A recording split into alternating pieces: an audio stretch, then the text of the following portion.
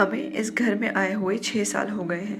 میں اس سے پہلے اپنی فیملی کے ساتھ ٹیک ضلع میں رہتی تھی۔ جب ہم نے رینٹ سے تنگ آ کے اپنے گھر شفٹ ہونے کا سوچا تو میں اس فیصلے سے خوش نہیں تھی، کیونکہ میں وہاں اپنی دوستوں کے ساتھ بچپن سے رہتی تھی اور شاید بہن نہ ہونے کی وجہ سے میں دوستوں کو ہی اپنا سب کچھ سمجھتی تھی۔ پر قسمت میں اسلام آباد شفٹ ہونا لکھا تھا، اس لیے مجھے بھی آنا پڑا۔ جب ہم اس گھر میں آئے تو مجھے یہاں عجیب سی طاقت کا احساس ہوتا تھا، پر ہمیشہ کی طرح مجھے بھی ڈر محسوس نہیں ہوتا تھا، کیونکہ میرے بابا مجھے سکھایا کرتے تھے کہ جو ڈر گیا وہ مر گیا۔ شروع میں مجھے رات کو محسوس ہوتا تھا کہ روم میں ہمارے علاوہ بھی کوئی ہے۔ جیسا کہ میں نے آپ کو بتایا کہ مجھے لکھنے کا شوق ہے، تو اسلام آباد شفٹ ہونے کے بعد میں اپنی ساری باتیں ایک ڈائری میں لکھا کرتی تھی۔ جب سب سو جاتے تھے تو میں وہ ڈائری لے کے بیٹھ جاتی تھی، پر مجھے لگتا تھا میرے علاوہ بھی کوئی جاگ رہا ہے۔ خیر، مجھے کبھی خوف محسوس نہیں ہوا، بلکہ میں مسکرا کے چپ ہو جاتی تھی۔ اسی طرح دن گزرتے گئے۔ ایک دن میں اپنے کمرے میں لیٹی ہوئی تھی اور میری ماما کچن میں تھی، جو کہ کمرے کے بالکل ساتھ ہی تھا۔ میں نے دیکھا کہ سامنے سے ایک لڑکا میری طرف آ رہا ہے۔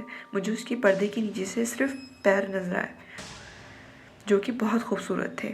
میں بہت حیرانی سے دیکھ رہی تھی کہ وہ میری طرف آگے آ رہا ہے۔ جیسے ہی وہ لڑکا پردے کے پاس پہنچا تو میں اٹھ کے بیٹھ گئی کہ پتہ نہیں یہ کون ہے۔ میں نے پیچھے مڑ کر اپنا دوپٹہ اٹھایا، مگر جب میں واپس مڑی تو کوئی بھی لڑکا نہیں تھا۔ میں بہت حیران ہوئی اور بھاگ کر کچن میں ماما کے پاس گئی اور ان سے پوچھنے لگی کہ آپ نے کسی لڑکے کو دیکھا ہے؟ تو ماما نے مجھے حیرانی سے دیکھتے ہوئے کہا کہ گھر میں صرف میں اور آپ ہی ہیں اور کوئی نہیں۔ مجھے تسلی نہ ہوئی، کیونکہ میں نے اپنی آنکھوں سے اسے دیکھا تھا۔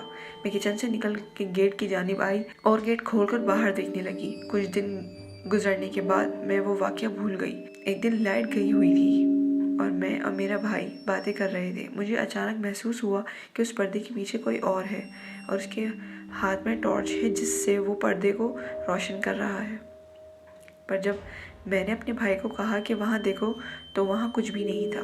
میں بہت حیران ہوئی اور پھر آخر اس ساری بات کا ذکر بابا سے کیا تو بابا پہلے مسکرائے، پھر کہنے لگے کہ بیٹا اس گھر کو بنے ہوئے 23 سال ہو گئے ہیں۔ کچھ عرصہ پہلے کی بات ہے کہ اس گھر کے اوپر والے پورشن میں کچھ لوگ آئے تھے جو کہ بہت کمزور ایمان کے مالک تھے۔ وہ لوگ نماز روزہ نہیں کرتے تھے۔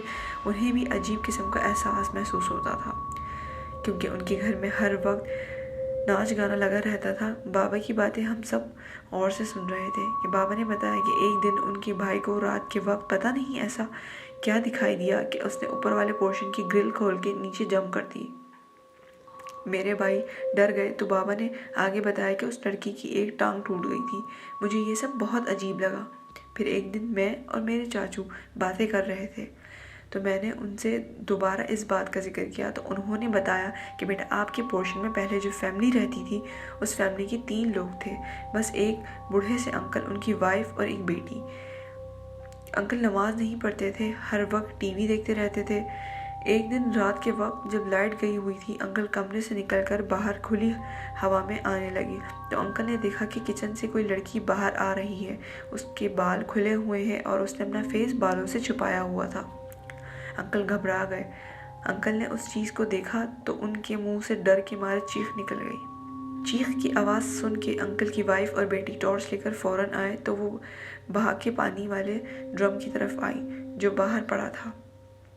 اس چیز نے ڈرم کا کور ہٹایا اور اندر چلی گئی۔ جب آنٹی اور ان کی بیٹی باہر آئے تو انکل کو پریشان حال دیکھا، پھر پوچھا کہ کیا ہوا۔ انکل نے ڈرم کی طرف اشارہ کیا، کیونکہ ڈر کے مارے ان سے کچھ بولا نہیں جا رہا تھا۔ ان کی بیٹی نے ڈرم کا کور ہٹایا اور اندر دیکھا، مگر ڈرم میں صرف پانی تھا اور کچھ بھی نہیں۔ اس دن کے بعد سے انکل ایک نماز سے فارغ ہو کر دوسری کا انتظار کرتے تھے اور انکل نے عمرہ بھی کیا۔ پھر انکل کو کسی چیز نے کبھی پریشان نہیں کیا۔ میں چپ ہو کر ساری بات سنتی رہی۔ پھر میں نے چاچو سے بولا کہ اس سے تو یہ معلوم ہوتا ہے کہ جو بھی چیز ہے وہ اللہ کی نیک مخلوق ہے اور برے لوگوں کو ڈراتی ہے۔ چاچو نے بھی اس بات کی تصدیق کی اور ہاں میں سر ہلایا۔ پھر میں نے بھی نماز کی پابندی شروع کی، مگر آج بھی کبھی کبھی مجھے محسوس ہوتا ہے وہ احساس، پر مجھے پتہ نہیں کیوں کبھی خوف محسوس نہیں ہوتا۔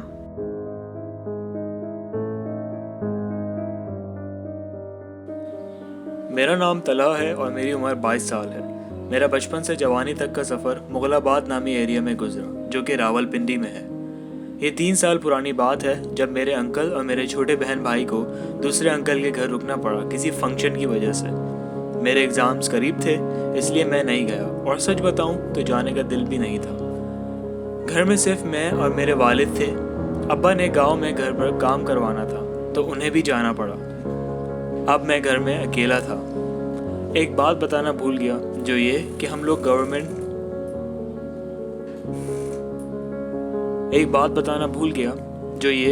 گورنمنٹ کے کوارٹر ہاؤس میں رہتے تھے کیونکہ ابا گورنمنٹ کے امپلائی تھے۔ آس پاس کے گھر خالی تھے کیونکہ امپلائیز کو مسئلہ رہتا تھا اور کچھ لوگ ابھی شفٹ ہی نہیں ہوئے تھے۔ خیر، میں اپنے کمرے میں اسٹڈیز کر رہا تھا، اچانک میرا فون بجنا شروع ہوا۔ میں نے دیکھا تو میرا دوست رضا جان مجھے کال کر رہا تھا۔ میں نے بات کری تو اس نے بتایا کہ اس کے والد کا انتقال ہو گیا ہے اور وہ گورا قبرستان پہنچے ہوئے ہیں۔ میں اٹھا اور گھر لاک کر کے اپنی بائک پر بیٹھا کہ قبرستان جاؤں تو مجھے ایک دوست شہری مل گیا۔ اس نے پوچھا کہ کہاں جا رہے ہو اتنی جلدی میں؟ میں نے اسے سب بتایا تو اس نے کہا ساتھ چلو، کیونکہ وہ بھی رضا کو جانتا تھا۔ خیر، ہم لوگ رضا کے بتائے ہوئے لوکیشن پر پہنچ گئے۔ ہم اس قبرستان میں داخل ہوئے جو کہ بہت ہی بڑا اور پرانا تھا۔ وہاں بہت بڑے بڑے درخت تھے۔ پورے قبرستان میں اندھیرا سا تھا ان ٹریز کی وجہ سے۔ ہم لائیو لوکیشن کے حساب سے وہیں پہنچ گئے جہاں سب تھے۔ ہم نے سب سے مل کر تعزیت کی۔ مجھے قبرستان میں عجیب سا لگ رہا تھا، نہ جانے کیا وجہ تھی، لیکن میرا دل بھاری ہو رہا تھا۔ خیر، میں نے سب اگنور کیا اور سب سے ملنا شروع کر دیا۔ کچھ دیر میں شام ہو گئی اور اندھیرا بڑھنے لگا۔ ہم وہاں سے فارغ ہو کر گھر کی طرف روانہ ہوئے۔ موسم بھی بدل گیا تھا۔ میں گھر آ کر بستر میں لیٹ گیا۔ میرا ذہن ابھی تک قبرستان کی کنڈیشن پر تھا۔ میں نے اپنا لیپ ٹاپ اٹھایا مائنڈ کو ڈائیورٹ کرنے کے لیے۔ کچھ دیر میں لائٹ چلے گئی اور گھر بالکل ڈارک ہو گیا۔ میں نے اپنا لیپ ٹاپ آن کیا اور اس کی روشنی میں سونے کا ارادہ کر لیا۔ کچھ ہی ٹائم گزرنے کے بعد مجھے بچوں کی ہنسنے کی آوازیں آنے لگیں۔ میں نے آنکھیں کھولی، یہ سوچ کے کہ شاید کوئی مہمان آ گئے ہیں، ان کے بچے ہیں، یا پھر پڑوس میں کوئی شفٹ ہوا ہے۔ میں یہ سوچ کے سونے کی کوشش کرنے لگا، پھر مجھے محسوس ہوا کہ کسی نے میرے پیر پر ہاتھ رکھا ہے۔ میں اچانک سے اٹھ کر بیٹھ گیا اور موبائل کی ٹارچ آن کر کے دیکھا تو کوئی نہیں تھا۔ مجھے لگا کوئی بلی ہوگی تو میں نے دروازہ بند کر دیا اور واپس لیٹ گیا۔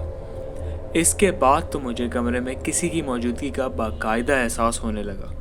میں نے دوبارہ ٹارچ سے دیکھا تو کوئی نہیں تھا۔ پھر میں نے سوچا کہ میں کچھ زیادہ ہی دھیان دے رہا ہوں اس سب پر، اور سونے کی کوشش میں لگ گیا۔ مجھے اس دوران بچوں کے ہنسنے کی اور کسی کی تیز سانس لینے کی آوازیں آ رہی تھی۔ پھر جو ہوا اس نے مجھے گھر سے باہر نکلنے پر مجبور کر دیا۔ اچانک کسی نے میرے کندھے پر آگ جیسا گرم ہاتھ رکھا۔ میں نے جلدی سے اٹھ کر موبائل کی لائٹ سے جیکٹ پہنی اور باہر آ گیا۔ میں پسینے میں تر تھا اور میرا دل بہت تیزی سے دھڑک رہا تھا۔ جب میں نے اپنے آپ کو سنبھالا تو دیکھا کہ برابر والے گھر میں بھی لاک تھا۔ پھر یہ بچوں کی آواز کہاں سے آئی؟